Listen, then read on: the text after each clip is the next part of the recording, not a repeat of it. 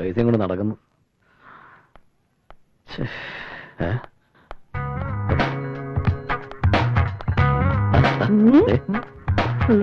Hello, എന്താ ഈ രണ്ടുപേരും കൂടെ ബാഗ് വെച്ചോടക്കാരെ പോലെ? Hi Sundari. Hello, how are you? Fine, thank you. ഇതാര് സുന്ദരിയാ? അതെ, എനിക്ക് ജോലി കിട്ടി. കൺഗ്രാചുലേഷൻ. Thank you. പിന്നെ ഇത്രയും നാള് നിങ്ങളെ കുറിച്ച് ഓർത്ത് ഞാൻ വിഷമിച്ചിരിക്കുകയായിരുന്നു. ഏതായാലും കണ്ടുമുട്ടിയല്ലോ.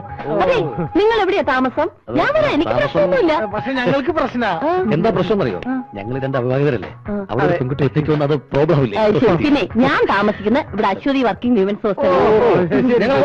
പിന്നെന്താ, പിന്നെ വൈകുന്നേരം കാണാം. ഒരു കാര്യം പറഞ്ഞാൽ മനസ്സിലാക്കാനുള്ള ബോധം എടാ, അവിടെ ഭൂമിക്കും 2000 രൂപ വിലയുള്ളൂ. നീ പോയി നോക്കിയോ? ഞാൻ പോയി നോക്കിയില്ല. ആ വിലയ്ക്കൊന്നും അവിടെ വസ്തു കിട്ടില്ല. അത് ശരി, അത് നിനക്ക് എങ്ങനെ അറിയാം? Hello, good morning. പിന്നെ ഇങ്ങോട്ടൊന്നും കണ്ടില്ലല്ലോ. ഞങ്ങള് കുറച്ച് ബിസി ആയിരുന്നു. ബിസി ആയതുകൊണ്ടല്ല, കുറച്ചു ദിവസം പട്ടിണി കിടന്നല്ലേ. വയറ് നിറച്ച ആഹാരം കഴിച്ചപ്പോ സുഖമായിട്ട് കിടന്നുറങ്ങി. 1,00,000 രൂപ കയ്യിലുണ്ടല്ലോ. എന്ത് ചെയ്യാനാണ് പരിപാടി? നിമിഷങ്ങൾ കൊണ്ട് ലക്ഷങ്ങൾ സമ്പാദിക്കാൻ പറ്റിയൊരു പരിപാടി ഞങ്ങളുടെ കയ്യിലുണ്ട്. രാഷ്ട്രീയമായിരിക്കും. അല്ല, റിയൽ എസ്റ്റേറ്റ്. Really estate. ശ്രദ്ധാപൂർവം കളിക്കണം. പ്രൊഫസർ ഇട്ടുണ്ണി അറിയാവോ? കേവലം മാസ ശമ്പളം കൊണ്ട് തുടങ്ങിയ ഏർപ്പാടായത്. ഇനി ഈ നഗരത്തെ വിലയ്ക്ക് വാങ്ങിക്കാനുള്ള കാശ് അയാളുടെ കയ്യിലുണ്ട്. അത് കള. നഗരത്തിലെ അറിയപ്പെടുന്ന ശിശുരോഗ വിദഗ്ധനാണ് ഡോക്ടർ ലക്ഷ്മി നാരായണൻ. ശിശുക്കളെ നോക്കലല്ല പുള്ളിക്കാരന്റെ പണി. വീട് നിറച്ച ബ്രോക്കർമാരും ഇടപാടുകാരും കേറി ഇറങ്ങുക. എന്തിനധികം പറയുന്നു? റിയൽ എസ്റ്റേറ്റിൽ ഇറങ്ങാത്ത നേതാക്കന്മാരുണ്ടോ? MLA-മാരുണ്ടോ? MP-മാരുണ്ടോ? മന്ത്രിമാരുണ്ടോ? ശശികലയെ അറിയാത്തവരാരെങ്കിലും ഉണ്ടോ? ആരായി ശശികല? അറിയാത്തവരും ഉണ്ട്. ആഗോള പ്രതിഭാസമല്ലേ.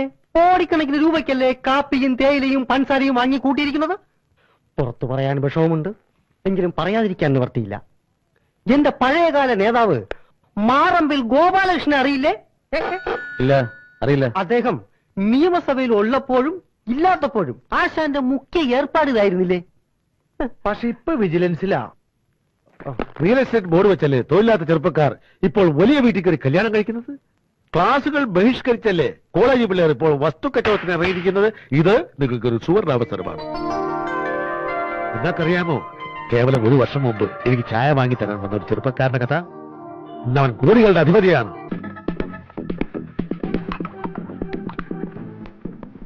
എത്ര നേരമായിടോ ഇതിനകത്ത് കുത്തിരിക്കാൻ തുടങ്ങിയിട്ട്?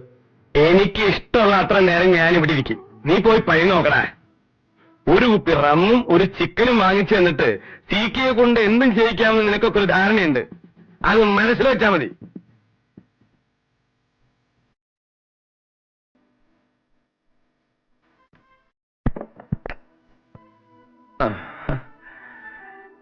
ഇവിടെ വാടാ.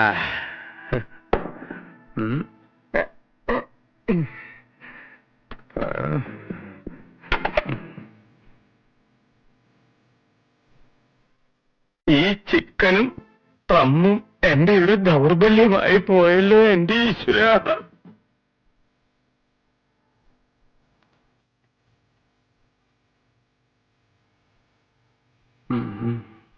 പരിചയപ്പെടാൻ കഴിഞ്ഞത് നിങ്ങളുടെ ഭാഗ്യമാണെന്ന് കരുതിയാൽ മതി. അപ്പൊ എന്തായാലും റിയൽ എസ്റ്റേറ്റിലേക്ക് നമുക്കൊന്ന് ഇറങ്ങി നോക്കാം അല്ലേ? ഇനി മടിക്കണില്ല. ഒന്നിച്ചു നിന്നാൽ നമുക്ക് പലതും നേടാം. അതെ അതെ, അത് നേരാം. പിന്നെ ഒരു പ്രോബ്ലം ഉണ്ട്. എന്താണാവോ? ഞങ്ങൾക്ക് താമസിക്കാൻ ഒരു വീടിന് ശരിയായിട്ടില്ല. ഈ ഹോട്ടലിൽ താമസിച്ച് മടുത്തു. അതിനെന്താ, ഒരു റിയൽ എസ്റ്റേറ്റ് മാനേജ് ചെയ്യുന്ന ഒരാൾക്ക് ഒരു വീട് വാടകയ്ക്ക് എടുത്തു തരാൻ അത്രയധികം ബുദ്ധിമുട്ടൊന്നും ഉണ്ടാവില്ല. അതുകളാ. നമ്മുടെ മറിയാമ്മ ചേട്ടത്തിലൊരു വീട് ഒഴിഞ്ഞിടപ്പുണ്ടല്ലോ. അയ്യോ, ആ തള്ളയുടെ വീടോ? അതെ, അവിടെ പണ്ടെങ്ങാണ്ടൊരു സ്ത്രീ തൂങ്ങി. അപ്പൊ അവിടെ ഒരു കുഴപ്പമില്ല, നമുക്ക് ആ വീട് ശരിയാക്കാം. എന്തേ? പിന്നെന്താ ഇവിടെ പ്രശ്നം? അത് മതി.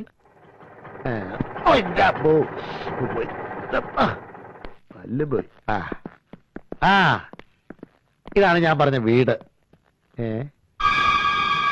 നിങ്ങൾ ഉദ്ദേശിക്കുന്ന മാതിരി ഇവിടെ ആരും തൂങ്ങിച്ചത്തിട്ടൊന്നുമില്ല. അത് കള. ഇതൊരുമാതിരി ഭാർഗവി നിലയം പോലെയുണ്ട്. ഇത് കള. ഇത് കളയണ്ട, എനിക്കിഷ്ടായി.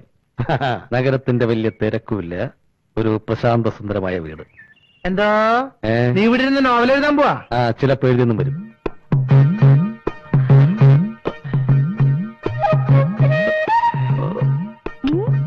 ഇത് മതി. നല്ല പ്രശാന്ത സുന്ദരമേറിയ വീട് അല്ലേ? അത് കറക്റ്റ്. ആ എന്തായാലും നിങ്ങൾ ഇവിടെ നിൽക്കേ, ഞാൻ മറിയാമ്മ ചേർത്തി പോയി ഒന്ന് കണ്ടിട്ട് വരാം. ആ നിങ്ങൾ പോലെന്നറിയാം. മതിയാക്ക്.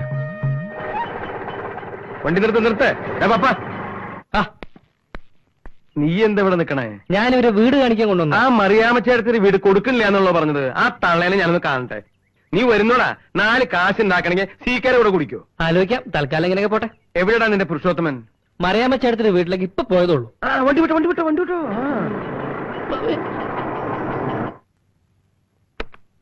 ആ ആരാ ഇത്? സീക്കിയോ? നിന്നെ ഈ വഴിക്കൊന്നും കാണാനില്ലല്ലോടാ. സമയം കിട്ടണ്ടേ മറിയാമ്മച്ചേടത്തി? നിന്നെ കുറിച്ച് ആരോ എന്തോ ഇപ്പൊ എന്നോട് പറഞ്ഞല്ലോ, ഓർമ്മ വരുന്നില്ല. എന്നെ കുറിച്ചാവില്ല. ഇതും തുട്ടടാ. ഇതാ മറിയാമ്മച്ചേടത്തിക്ക് എന്റെ ഒരു സന്തോഷത്തിന് വേണ്ടി ഞാൻ വാങ്ങിച്ചുകൊണ്ട് വന്നതാ. എനിക്കോ? ആ ലഡു, ജിലേബി, പഴം, അലുവ. അതെയോ? പ്രമേഹത്തിന് നല്ലതല്ലേ? എന്റെ ഈശോയെ. തിന്നാ വേം പൊക്കോളും നല്ല. കണ്ട ഇനിയുണ്ട്.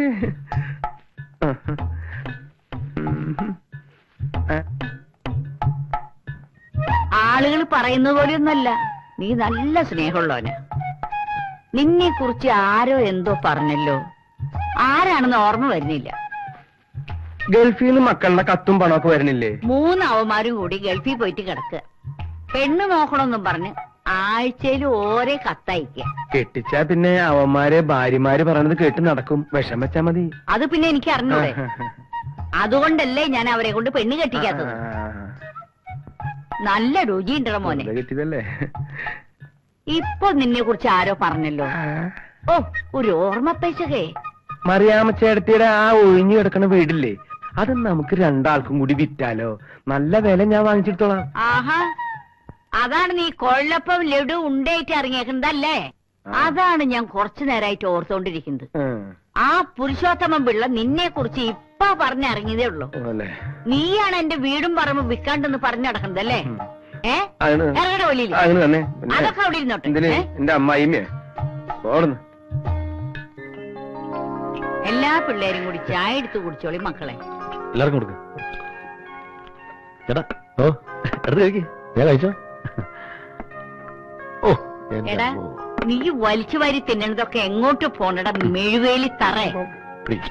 ഈ തറയെന്ന് പറയുമ്പോ ചേട്ടനിക്ക് എന്താ ഇത്ര വില കൊടുത്തോ? ചേച്ചിക്ക് തറകളെ വലിയ ഇഷ്ടമാണ് അല്ലേ? അതൊക്കെ ഇല്ലാതിരിക്കും. ചേട്ടത്തിയും ആ വിഭാഗത്തിൽപ്പെട്ടതാണല്ലോ. പുരുഷോത്തമ പിള്ളേ, എന്തോ കാര്യമൊക്കെ ശരി തന്നെ. വീട് ഞാൻ തന്നു എന്ന് കരുതി ഈ തറകളെല്ലാം കൂടി ഇവിടെ കിടന്ന് കളിക്കരുത്. 2 പേർക്ക് കൂടിയാണ് വീട് തന്നിരിക്കുന്നത്. വേറെ ഒരൊറ്റ എണ്ണം ഇതിനകത്ത് കേറി പോരുത്. ആ പറഞ്ഞേക്കാം. അതത്രേ ഉള്ളൂ. ഞങ്ങൾക്ക് ഒരു ഉത്തരവാദിത്തമുണ്ട്. ഹൗസ് ഓണർ പറയുന്ന അനുസരിച്ച് ഞങ്ങൾ ഇതിനകത്ത് ജീവിക്കൂ. പിന്നെ ഹൗസ് ഓണർ പറയുന്ന അനുസരിച്ച് ജീവിക്കൂ. നിന്റെ മുഖത്ത് നോക്കിയിട്ട് ഒരു കള്ള ലക്ഷണം ഉണ്ടല്ലോടാ. കാര്യമൊക്കെ ശരി, ഞാൻ പറഞ്ഞേക്കാം.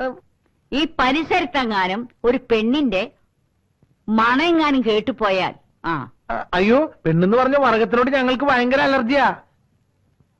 മറിയാമ്മച്ചേടത്ത് ഒഴിച്ച്. ഏതായാലും താമസിക്കാൻ ഒരു വീടായല്ലോ. ഇന്ന് മുതൽ സജീവമായി രംഗത്തേക്ക് ഇറങ്ങാം. നഗരങ്ങളിലും പ്രാന്തപ്രദേശങ്ങളിലും ഒളിഞ്ഞു കിടക്കുന്ന വില കുറഞ്ഞ ഭൂമി തട്ടിയെടുക്കുക തപ്പിയെടുക്കുക എന്നുള്ളതാണ് നമ്മുടെ ആദ്യത്തെ പണി.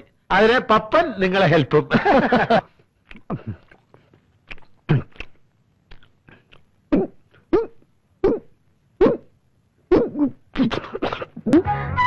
ഹലോ അപ്പട്ടാ, ഏതാ ഈ പെമ്പിളര്? ഇപ്പൊ എന്നെ ഇവിടുന്ന് അങ്ങോട്ട് പോയി കുട്ടികളാ. ഈ കോളേജ് പഠിക്കുന്ന പെമ്പിളരൊന്നും അത്ര ശരിയല്ല. അതെ, ഞാൻ അവരെ പറഞ്ഞ് മനസ്സിലാക്കിയായിരുന്നു. അത് കൊള്ളാം. അതെ, നിങ്ങൾ എന്താ രാവിലെ ഇവിടെ? അത് ഞങ്ങൾ ഇവിടെ അടുത്തൊരു വീട് വാടകയ്ക്കെടുത്ത് താമസിക്കും. ഓ, അത് കൊള്ളാം. എനിക്കിടയ്ക്കിടയ്ക്ക് അങ്ങോട്ട് വരാമല്ലോ. എന്തിനാ? വന്നെന്താ? അയ്യോ, ഹൗസ് ഓണർ ഭയങ്കര സ്ട്രിക്റ്റാ. ഞങ്ങളിപ്പോ ഒരു ബിസിനസ്സിലോട്ട് ഇറങ്ങിയിരിക്കുക. എന്താ ബിസിനസ്? Real estate. ഈ വസ്തു വാങ്ങി ലാഭത്തിന് തിരിച്ചു കൊടുക്കുന്ന ബിസിനസ്. അത് കൊള്ളാം. ഭാഗ്യമുണ്ടെങ്കിൽ എളുപ്പം രക്ഷപ്പെടാം. കാര്യം വലിയ കാശുകാരൊക്കെ ആകുമ്പോ സുന്ദരിയെ മറക്കല്ലേ? സുന്ദരീനെ അങ്ങനെ മറക്കാൻ പറ്റോ? അയ്യോ, എനിക്ക് പോകുന്ന ബസ് വന്നേ.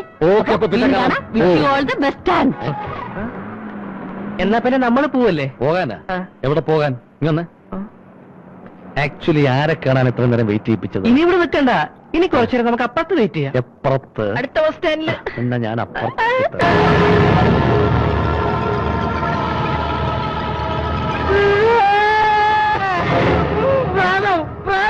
എന്തോന്ന് അർദ്ധരാത്രി പ്രേതോ എന്തോന്ന് വെളുത്ത വസ്ത്രം ധരിച്ച ഒരു പെൺകുട്ടി എന്നെ കഴുത്തി പിടിച്ചേക്കിടാ. വഴുത്ത് പിടിച്ച് ഞെക്കി ഉറങ്ങാൻ നോക്കണം.